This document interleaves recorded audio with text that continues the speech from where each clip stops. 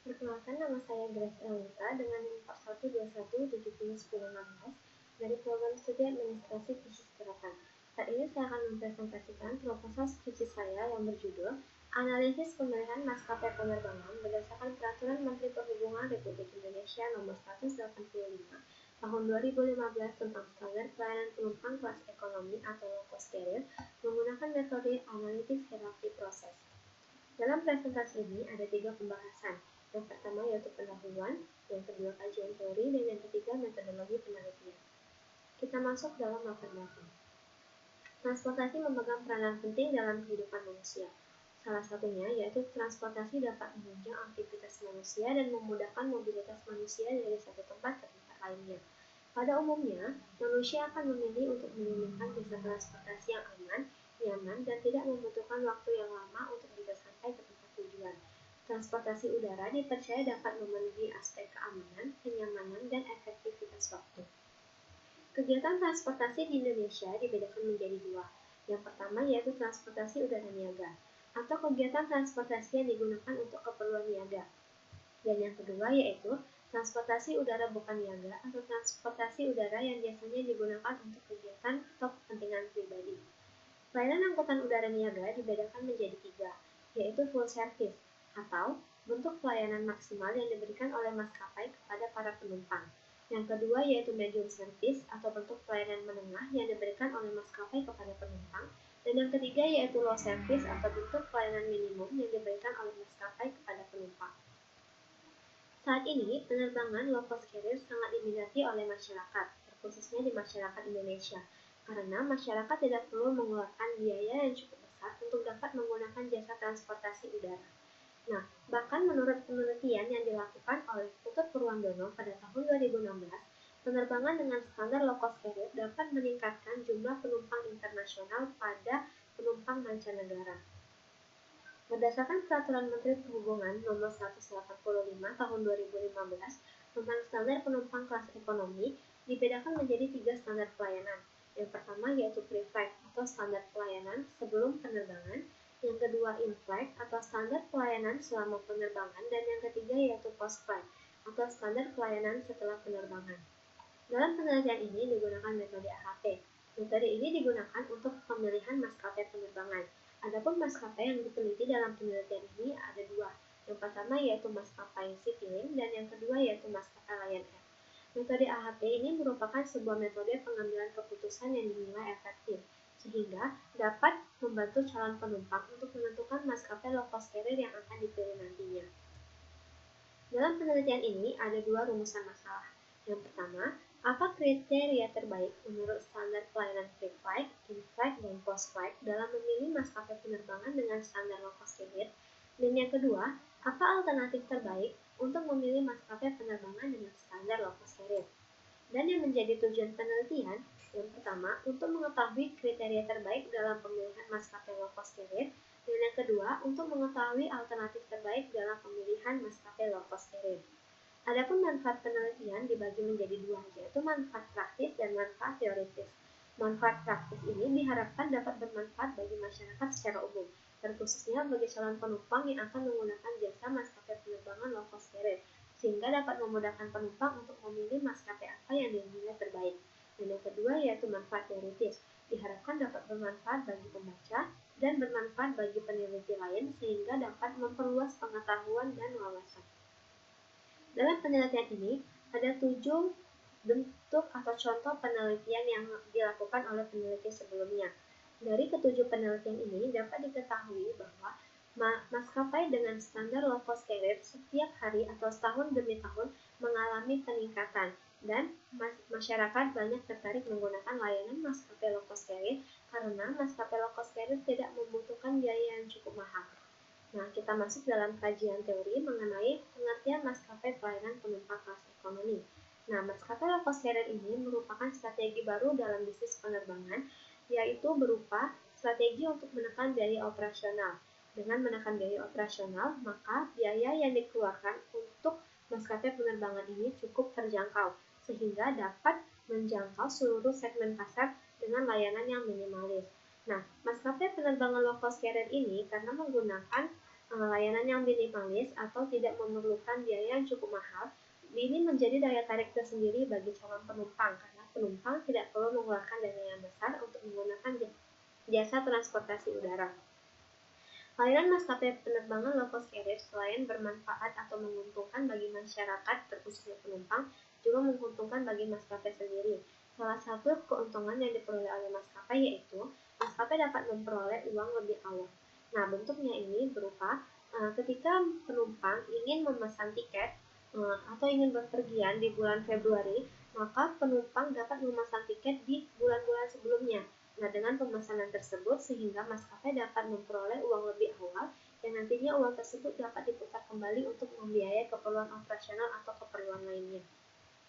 Berikut ini ada 8 karakteristik dari maskapai low cost carrier. Yang pertama, maskapai low cost carrier mengadakan kelas premium dan bisnis. Yang kedua, maskapai low cost carrier menyediakan ruangan yang lebih banyak. Hal ini digunakan supaya maskapai ini dapat menumpang atau menampung lebih banyak penumpang. Dan yang ketiga yaitu menggunakan pesawat baru untuk menghemat bahan bakar. Yang keempat, penumpang hanya mendapatkan air mineral. Yang kelima, maskapai low cost carrier tidak menyediakan nomor kursi sehingga penumpang tidak dapat memesan nomor kursi khusus. Yang keenam, waktu penerbangan saat fajar dan tengah malam. Hal ini dilakukan untuk menghindari jam-jam sibuk. Yang ketujuh, maskapai low cost carrier menempuh jalur yang lebih simpel dengan sistem pulang pergi. Dan yang terakhir, maskapai low cost carrier menggunakan alat pesawat yang memiliki tugas ganda. Hal ini dilakukan untuk meminimalisir dana atau biaya yang digunakan untuk membiayai tenaga kerja. Saat ini kita masuk dalam metode analitik hierarki proses. Metode AHP pertama kali ditemukan oleh Dr. Thomas Hardy pada tahun 1970. Metode AHP merupakan sebuah proses pengambilan keputusan dengan menggunakan logika, intuisi, pengalaman, dan emosi. Metode AHP digunakan untuk memecahkan berbagai macam masalah seperti penetapan prioritas untuk pengembangan suatu unit usaha atau permasalahan kompleks lainnya, analisis keputusan biaya dan manfaat, penentuan peringkat beberapa alternatif, pengalokasian sumber daya, dan pelaksanaan perencanaan masa depan. Ada 4 prinsip dasar dalam metode AHP yang harus kita ketahui. Yang pertama yaitu decomposition. Decomposition ini merupakan proses memecah masalah dari satu proses menjadi menjadi beberapa unsur sehingga dibentuklah suatu hierarki. Yang kedua yaitu comparative judgment atau menilai kepentingan relatif antara dua elemen pada satu tingkatan tertentu. Nah, dalam comparative judgment ini digunakan skala preferensi yang digunakan untuk menilai tingkat preferensi atau kepentingan dari berbagai unsur. Nah, dalam skala preferensi ini ada 1 hingga 9, di mana skala 1 menyatakan tingkat paling rendah dan skala 9 menyatakan tingkat paling tinggi. Yang ketiga ada synthesis of priority. Nah, ini merupakan proses penentuan prioritas dari elemen yang terdapat dalam matriks perbandingan perpasangan.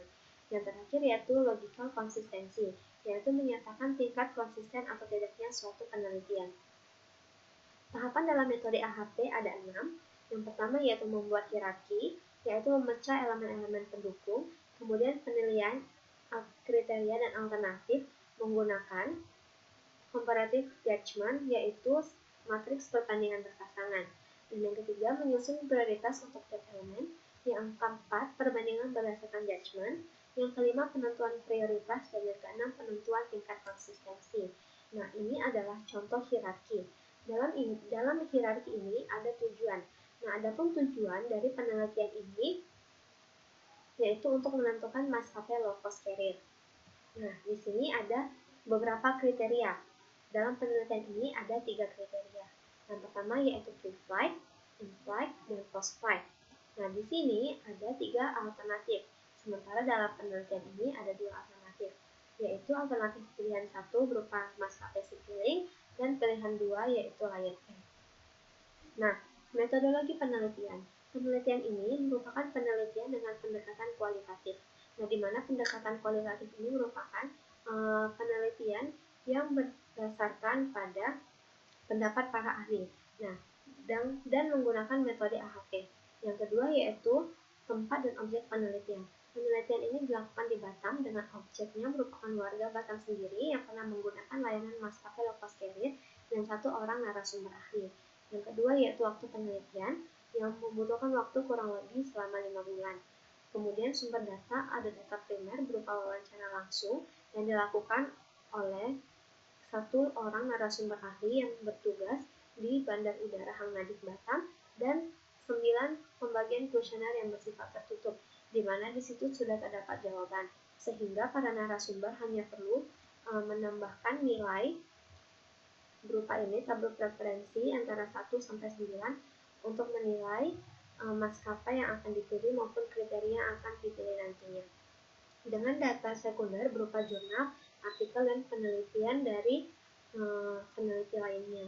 Nah, berikut adalah kriteria dan subkriteria.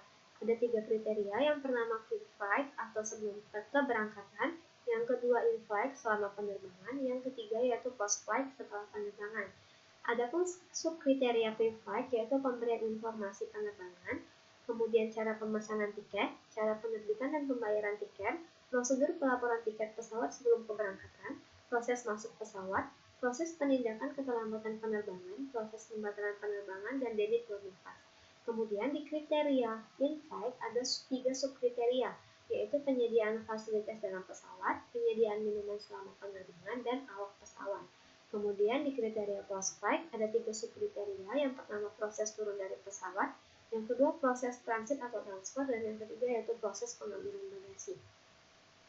Adapun teknik pengumpulan dan analisis data dalam penelitian ini, teknik pengumpulan data ini menggunakan wawancara in-depth, yaitu mewawancarai satu orang narasumber ahli yang bertugas di Bandar Udara Hang Nadiem Batam, dan pembagian kuesioner dengan jumlah responden 9 orang yang sudah pernah menggunakan maskapai Citylink dan Lion Air. Adapun teknik analisis data ini menggunakan metode AHP untuk menganalisis data dengan dibantu menggunakan software Expert Choice untuk memudahkan dalam pengelolaan data.